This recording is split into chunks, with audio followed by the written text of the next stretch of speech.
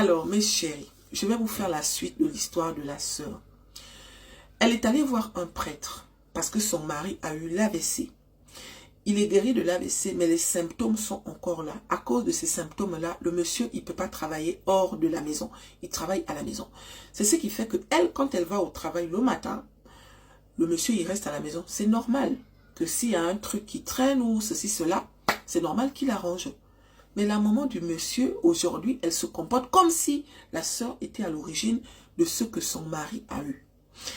Tous les prêtres que la sœur entend qu'il y a un prêtre là-bas, il y a un prêtre là-bas, elle rentre en contact. Dès qu'elle entend qu'il y a un prêtre et ceci et cela, elle rentre en contact. Mes chéris, le dernier prêtre qu'elle a trouvé, elle a dit au monsieur que non, mon père, mon mari, j'ai demandé à Dieu de m'envoyer un mari. Dieu m'envoie un mari. Mais pourquoi Dieu permet que mon mari tombe malade?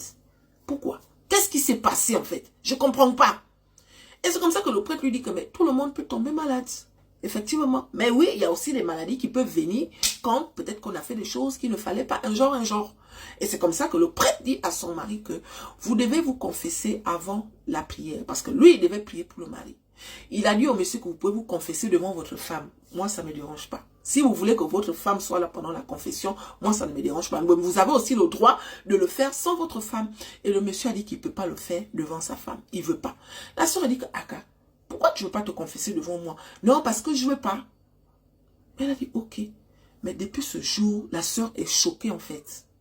Elle est choquée. C'est vrai qu'on se confesse uniquement devant le père, c'est vrai. Mais si le père dit que ta femme peut être là, ça veut dire quoi? Ça veut dire quoi? Il aurait pu accepter aussi.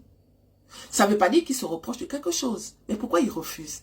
Sa femme, c'est le genre de femme qui ne cache rien à son mari, mes chéris. Le genre même, si vous voyez même le genre de personne pure là. Le genre de personne qui dit tout. Tous les problèmes que la fille a eu dans sa vie, son mari connaît. Mais pourquoi pour la confession, tu ne peux pas faire devant moi? Pourquoi? Donc ça a dérangé la sœur. Et depuis ce jour, elle a eu comme un déclic. Elle a dit, à partir d'aujourd'hui, quand je prie pour moi. Et moi-même, j'ai donné des conseils à la sœur. C'est vrai qu'on épouse les gens. Mais passez le temps à prier pour la personne. On va prier pour la personne. Mais si la personne ne fait pas les choses qui vont faire que la prière que tu fais pour lui permette à cette personne d'éviter toutes les tentations, toutes les mauvaises choses qui peuvent venir vers lui, ça peut attaquer la personne.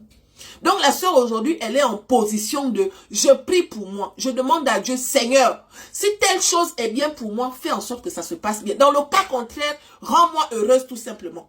Me rendre heureuse signifie que enlève tout ce qui est mauvais autour de moi, tout ce qui peut nuire à ma vie, sinon à ma santé.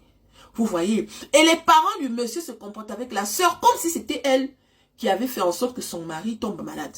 La belle-mère appelle son fils, elle trouve que le monsieur est en train de mettre la vaisselle dans le lave-vaisselle et tout, nanani, nanana. Elle n'a pas aimé. Elle appelle la soeur pour dire, oui, depuis que tu es malade, c'est maintenant ton mari qui fait le ménage et tout. Entre-temps, la pauvre dame se lève tous les jours à 6 heures, elle part travailler et elle revient que le soir. Le monsieur, il travaille à la maison. Étant à la maison, c'est normal.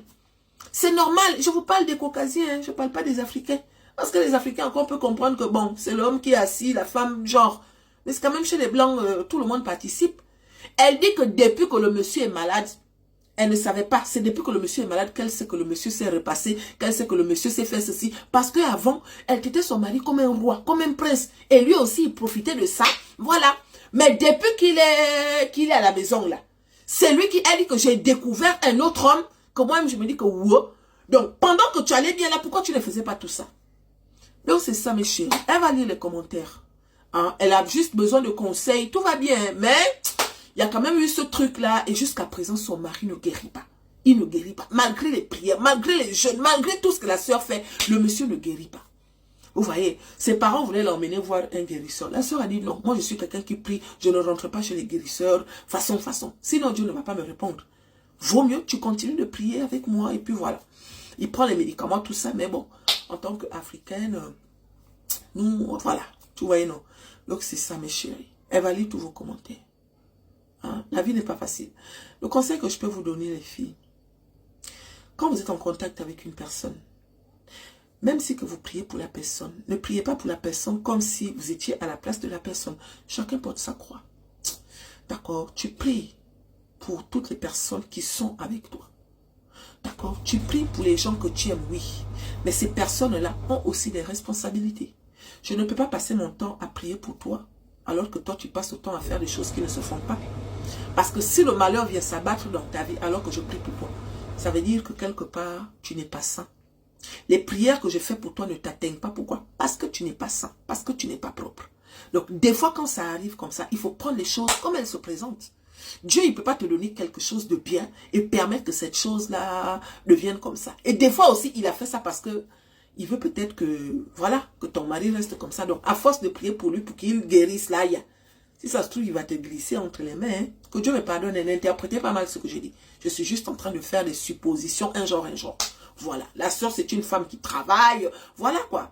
Donc, voilà. Et son mari, parfois les parents, quand ils arrivent, ils critiquent la sœur, tout ça, nanani, nanana. J'ai jamais dit qu'il ne défendait pas sa femme, mais il a une façon de faire qui fait que la sœur se pose la question de savoir si son mari est vraiment avec elle. Parfois, elle se dit que s'il guérit, là, peut-être qu'il va même partir. Hein. Il est là juste parce que pour l'instant, ça ne va pas. C'est ça, les filles.